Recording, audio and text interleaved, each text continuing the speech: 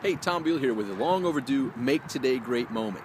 And I'm giving you this video today from upstate New York. As you may know, I live mostly in southern Florida. So yesterday it was a little bit warmer in southern Florida than it is here in upstate New York, although it's unseasonably warm here for this time of the year. Normally there's snow up to my knees.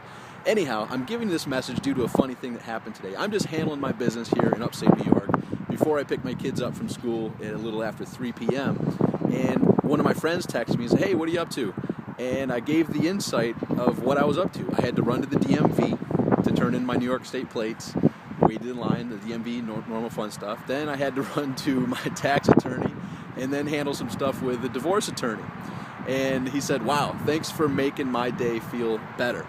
So I'm giving you this message, just if you ever have a rough day, it's time for you to take a step back and appreciate the things that you have going on, because it's that old story where if we all threw our problems and troubles into one big pile, we'd look at the other problems and be like, "Man, I don't want to touch that with a 10-foot pole, so I'll take my problems back, thank you very much," and be on with my merry way. And I'm just handling my business. In no way, shape, or form am I saying I have problems any worse than anybody.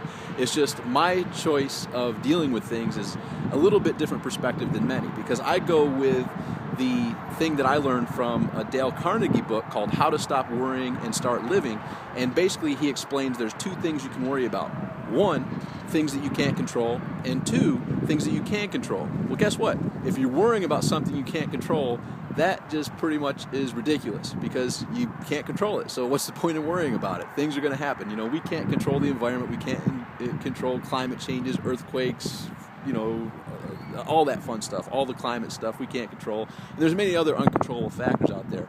And the second thing is what you can control. Well, guess what? If you're worrying about something you can't control, here's what you need to do. List out what the best possible course of action is to resolve it, and figure out what your immediate actions can be, and do that. And once you're taking the proper step, if you're taking one step after the next, that's all you can do. So worry, yes, there are reasons to worry, and there is time to worry, but when you sit back and find yourself worrying about things that are taking up more of your mental space and taking away from your joy and taking away from your productivity during your day, that's when you need to sit down and analyze, okay, what am I worrying about? Is it something I can control? If not, I need to stop worrying about it and focus on the things I can control, because if it's something I can't control, what's the next best step I can take to resolve this worry? And they don't disappear overnight. Some of our choices, some of my personal choices that I made decades ago, I'm paying dearly for still today. And that's where Rich Sheffrin, when he talks about in his Hidden Obstacles to Your Success report, talks about it's the small, seemingly insignificant decisions that you make on a daily basis that add up to either winning or losing. And guess what? I've made decisions in my past that have led me to winning to the levels I have, and I also have made decisions in the past that have caused major stress, major worry, major financial, emotional, and physical damage and pain and turmoil based on decisions that were made decades ago. So that's all of us. Guess what? We make the best choices we can in the moment, and sometimes our decision making may be foggy or may not be on the right level, and sometimes those choices can stick with us for years, decades, and all bunch of times there. So it's up to you to be in a clear state of decision making so that you can make sure that you're making those seemingly insignificant choices in the proper manner that are leading you toward where you want to go.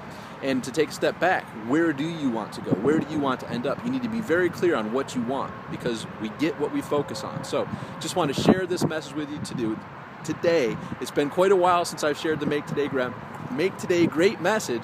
I would love to hear your feedback below on if you think I should be doing these more regularly. So I hope you're having a tremendous day. I'm actually super excited to pick my kids up from school. We are actually heading to Florida this weekend, and next week we're going to be at Disney for my son's 10th birthday. So we're making a huge adventure of this upcoming week. I'm super excited, as they are, and I may ask them if they want to document some of it, but we'll stay tuned. Just put your comments below. Let me know what you think. Share this with your friends, and look forward to speaking with you soon. Until then, make today great.